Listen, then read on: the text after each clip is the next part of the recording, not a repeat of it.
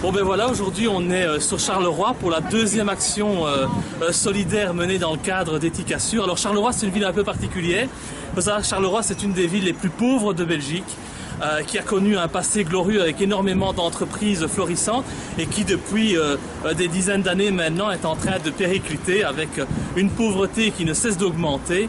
Et c'est une ville où les socialistes sont au pouvoir depuis un siècle et ils mènent ici une politique particulièrement abjecte, on va dire, parce que on croirait toujours que les socialistes sont là pour aider les gens.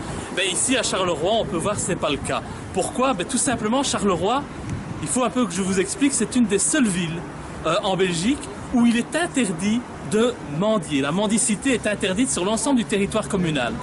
Alors on pourrait croire que c'est une interdiction comme ça et qu'elle n'est jamais appliquée. Eh bien si, j'ai pu assister il n'y a pas très longtemps à une arrivée en force de la police avec 2 combis.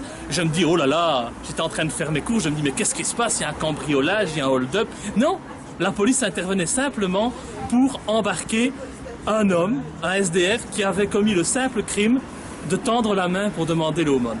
Voilà, ça c'est aujourd'hui la politique de Charleroi. C'est un peu triste. Donc, vous savez, il y a certaines... Il y a aussi une chose qui est très importante, c'est qu'en Belgique, on ne peut pas, par exemple, donner à manger aux gens sur la rue.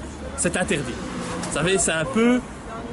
On voit ça dans certaines villes où on interdit de donner à manger aux pigeons, par exemple, parce qu'on estime que les pigeons vont salir la place. Eh bien, dans une ville comme Charleroi ou dans des villes comme en Belgique, c'est également la mentalité des responsables politiques. Et ils ont la même mentalité. Ils vont dire, voilà, les SDF, c'est un peu comme les pigeons. Si on autorise de leur donner à manger sur la voie publique, on va en enterrer plusieurs et c'est pas bon pour l'image de la ville. C'est totalement honteux, scandaleux et donc ça, il faut absolument le dénoncer. Et c'est pour ça qu'aujourd'hui, nous sommes ici sur Charleroi. On va braver l'interdiction. On va braver l'interdiction par rapport à la mendicité, puisqu'on va aller voir des SDF qui sont là et alors que les autorités voudraient bien qu'ils n'existent pas, voudraient bien les cacher sous des ponts ou faire en sorte qu'ils disparaissent. Et en plus, on va braver l'autre interdiction qui est de leur donner à manger. Parce que je pense qu'à un moment donné, si les responsables politiques estiment qu'il vaut mieux laisser crever les sans-abri de faim en prenant des arrêtés municipaux totalement honteux, moi je pense qu'il faut braver les interdits, qu'il faut aller en violation de la loi pour justement jouer la carte de la solidarité et venir en aide à ces personnes qui n'ont rien, qui ne demandent pas grand-chose. Sachez aussi par exemple que le règlement communal à Charleroi, qui interdit donc la mendicité, prévoit aussi la saisie des aumônes reçues par le SDF lorsqu'il se fait arrêter. Donc ça, c'est totalement scandaleux. Imaginez que la police va prendre l'argent des SDF qu'ils ont récolté durant leur matinée en mendiant, et voilà, ça va tomber dans les caisses de la ville. C'est totalement honteux, encore plus quand on sait que c'est le Parti socialiste qui dirige. Si on ne peut encore accepter une manière pareille de gérer une ville, c'est totalement honteux, scandaleux, c'est méprisable. Et donc voilà, nous on est là avec Ethicassure pour léguer un monde meilleur et également avec Debout les Belges pour dénoncer cela et surtout pour venir en aide concrètement à ceux qui en ont besoin.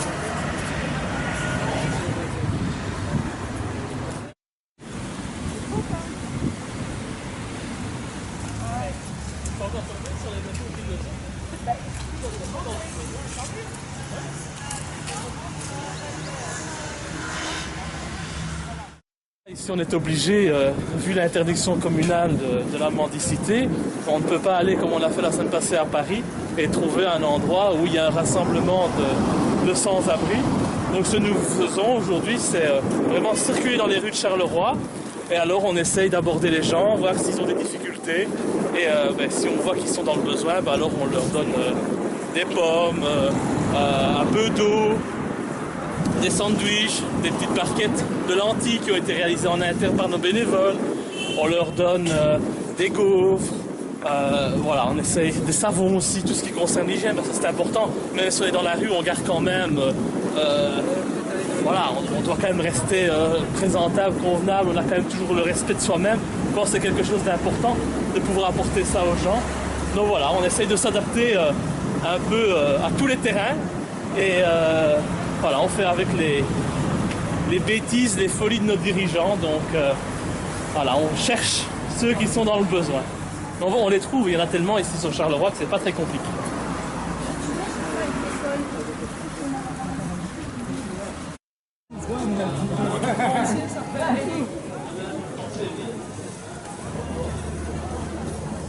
qu'on a fait notre distribution. Miska, quelles sont tes impressions aujourd'hui? Toi qui as l'habitude justement d'aller à l'encontre des SDF à Paris, quelles sont tes impressions ici à Charleroi? Alors aujourd'hui, on a fait une maraude, une vraie maraude, c'est-à-dire qu'on s'est déplacé dans Charleroi sous la pluie. C'était pas une maraude fixe comme à Paris.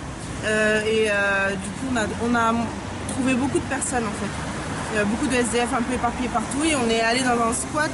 Et là, c'était terrible, les conditions étaient déplorables, il y avait une odeur vraiment insupportable et ça faisait vraiment peur. Enfin, ça fait vraiment de la peine et il y a vraiment une grande misère ici à Charleroi. On ne croirait pas en voyant la ville, mais voilà. Oui, c'est vrai que c'est des situations très très difficiles. Pour moi, c'est une expérience tout à fait différente de ce qu'on a vécu à Paris, où là, véritablement, tout le monde venait directement. Ici, j'ai senti beaucoup de retenue, beaucoup de pudeur. Presque un peu des gens qui sont gênés d'être dans la misère, alors que finalement, ils n'y sont pour rien. Et donc, ça ne fait que confirmer mon sentiment qu'il faut absolument venir en aide à toutes ces personnes. Je parlais avec des personnes qui vivent dans le squat, justement, et elles disaient...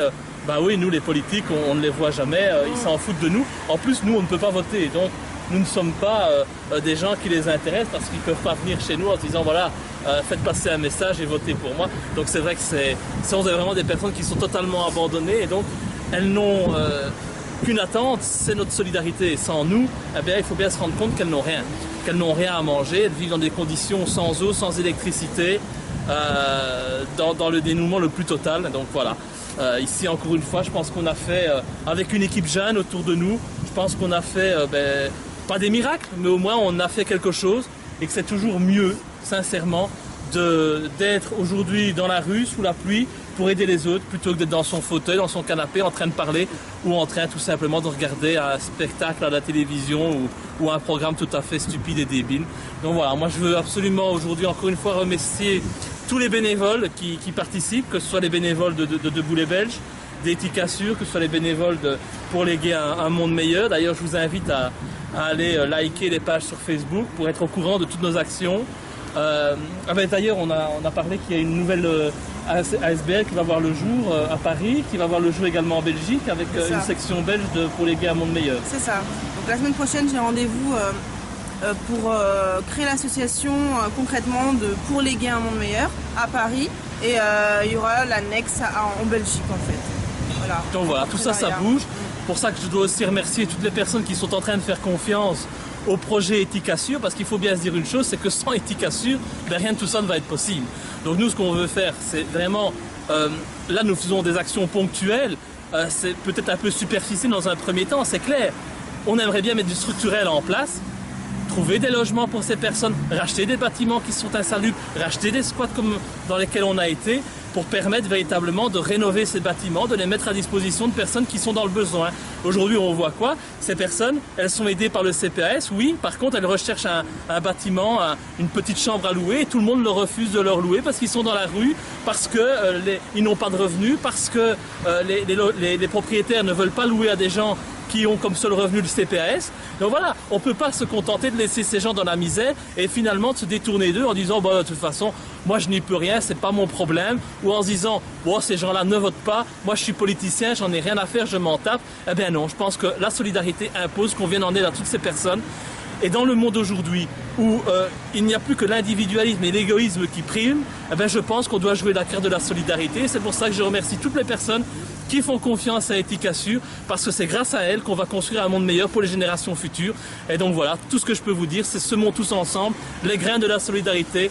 Engagez-vous via Ethicassure et redonnons du sourire aux personnes aujourd'hui qui n'ont rien.